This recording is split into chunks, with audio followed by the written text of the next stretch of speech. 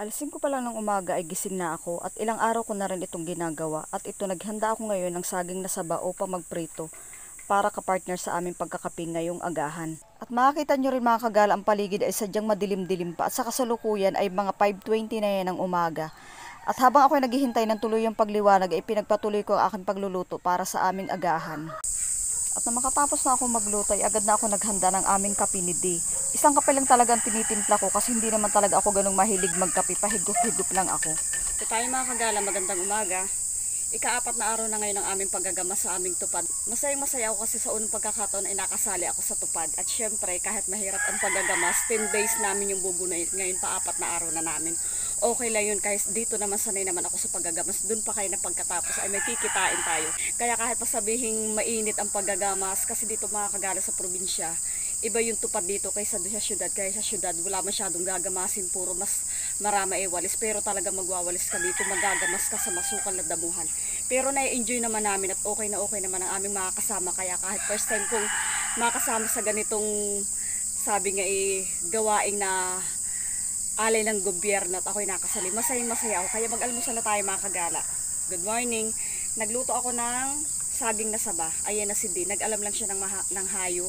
Tuwing umaga, 5 AM na ako gumigising at pandalas ako sa mga gawain. Nagdidilig na ako ng halaman, nagluluto, nagpapakain ng pusa at aso para pag alis namin ay busog din naman sila, para pagdating namin hindi sila ganun parang namamanglaw kasi wala yung mga amo nila. Ganyan kasi mga alaga namin. Ayan na si D. Magkakape na kami. Share na lang kami sa kape kasi hindi naman ako masyadong marami magkape. Pagkatapos natin magkape ay mag-aabala na ulit tayo maghanda para tayo makaalis na.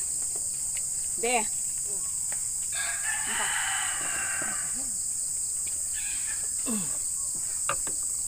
At ayan, habang kami ni D ay nagkakape, talaga nakaugalian na namin na kami ay nagkukwentuhan. Yung tipo bang parang akala mo araw-araw hindi kami nagpapangita kasi hindi kami nauubusan na napag-uusapan. Yung mga tipong pinag-uusapan lang kung ano mga plano namin, yung gagawin namin ngayon o sa mga susunod na araw. Yung mga ganun ba, lalong-lalo na pagdating dito sa bahay, hanggat may maaari kami dapat na pwedeng gawin na aming pagtulungan, ginagawa talaga namin, lalo na kapag yung araw na wala siyang pasok. Kasama ang pagpapahinga at kasama na rin yung magkasama kami kung anong dapat na pagtulungan namin na dapat namin gawin. Pero sa pagtatrabaho ko na ito ngayon dito sa tupad mga kagala ng 10 days, ay 10 days ko din si D na nakakasama pa saglit-saglit lang.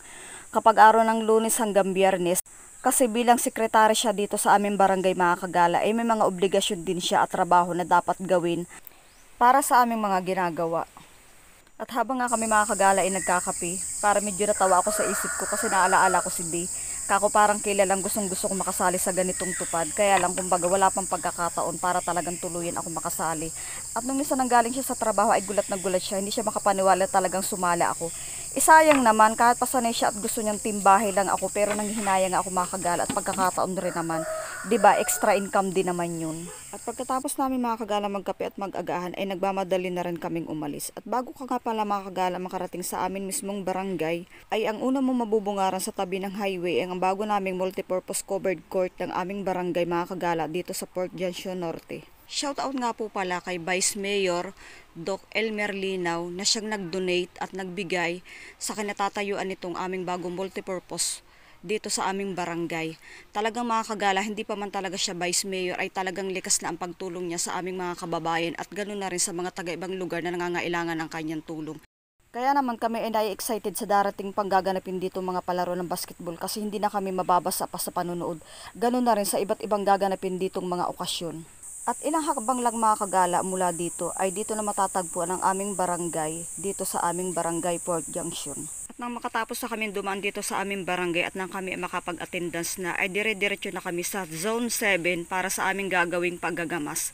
Ito na mga kagalang aming mga kasama. At maaga kami mga kagala talaga nag-uumpisa. Alas 6 pa lang ng umaga ay talaga kami kanya-kanya ng pinagkakabalahan, kanya-kanyang pwesto sa aming paggagamas. Marami din kami mga kagala magkakasama, siguro mga nasa 20, parang ganon. Hindi ko lang masyado mga kagala na bilang, pero ang mahalaga ay tayo nagtatrabaho ngayon ng maayos at tayo ay masaya habang ito ay ginagawa. At nang kami mga kagala ay matapos, ito na yung resulta ng aming nagamasan.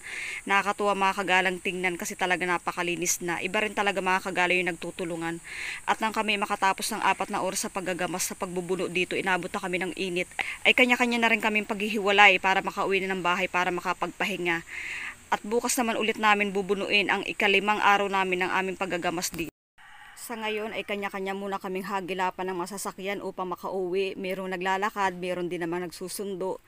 Kumbaga mga kagala, kapag sanay ka din talaga ng mga ganitong gawan ay hindi mo ganong idadaing.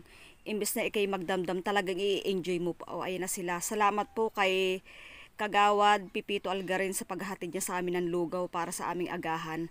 At bago kami ni Di ay umuwi, binilikan muna namin itong aming mga nagawa upang i-check ulit kung talagang okay na ang aming pagkakagawa. Kasi baka mamaya hindi papasado. Nakakahiya din, kaya idino-double check din namin. Ayan, umpisa dito mga kagala sa kalsadang ito. Papunta doon, abot doon sa dulo, paakyat doon, may mga bahayan pa doon na mangilan-ngilan, abot kami doon mga kagala. Tapos, matapos namin nilinisin hanggang taas na yan, ito naman yung may parting pabalik. Okay mga kagala, dito ko na natatapusin ang aking vlog. Maraming salamat sa pagdaan, sa pagtambay at sa oras ng inyong ibinigay. Ingat kayo palagi. See you on my next vlog. Bye bye!